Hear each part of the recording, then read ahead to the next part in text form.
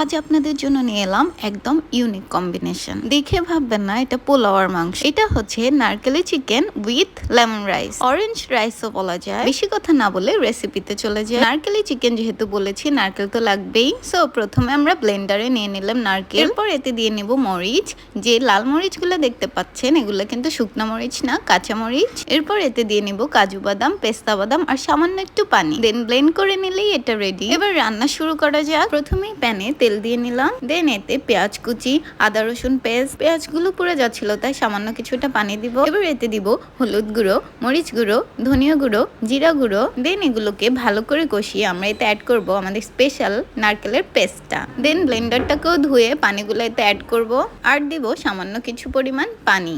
দেন এই মশলাগুলোকে কিছুক্ষণ কষাতে হবে। এরপর আমরা এতে অ্যাড করব চিকেনটা আমরা আগে ফ্রাই করে রেখেছিলাম। এখন আমরা দিয়ে নিব স্বাদ মতো লবণ। এরপর এটাকে ভালো করে নেড়েচেড়ে ঢাকনা দিয়ে রাখতে হবে যতক্ষণ পর্যন্ত না চিকেনের ভিতর মশলাটা ভালো করে ঢুকছে। এখন এই নারকেলি চিকেনের সাথে কি খাবো সেটা প্রস্তুত করা যাক। নারকেলি চিকেনের সাথে আজকে আমরা খাবো লেমন রাইস। তাই প্রথমে আমরা প্যানে তেল দিয়ে নিলাম, সাথে দিব একটুখানি ঘি, এরপর দিব পেঁয়াজ কুচি। পোলাও রান্নার ক্ষেত্রে পেঁয়াজটা একটু বেশি চিকন চিকন করে কুচি করতে হয়। এখন এতে দিয়ে নিব গোটা দারুচিনি এবং এলাচ, এরপর কাঁচামরিচ। দেন ভালো করে নেড়ে চেড়ে আমরা এতে দিয়ে নেব পোলাওর চালটা, যেটা আমরা ভালো করে ধুয়ে পানি ঝরিয়ে রেখেছিলাম। এবার চালটাকে কিছুক্ষণ ভালো করে ভাজতে হবে। এরপর আমরা এতে দিয়ে নিব পানি। পোলাও রান্নার ক্ষেত্রে আমরা গরম পানি ব্যবহার করব। এখন আমরা এটাতে দিব 1 চা চামচ চিনি, পরিমাণ মতো লবণ এবং একটুখানি টেস্টিং সল্ট। দেন ঢাকনা দিয়ে রাখবো কিছুক্ষণের জন্য। এক সাইডে হচ্ছে আমাদের লেমন রাইস আর অন্যদিকে হচ্ছে আমাদের নারকেলি চিকেন। আহা, আজকে ডিনারটা একদম জমে যাবে। এই পর্যায়ে আমাদের রাইসটা হয়ে এসেছে। এখন আমি এতে দিয়ে নিচ্ছে কমলার রস। দেন ভালো করে নেড়ে চেড়ে নিলে রেডি আমাদের লেমন রাইস। এদিকে আমাদের নারকেলি চিকেনও রেডি।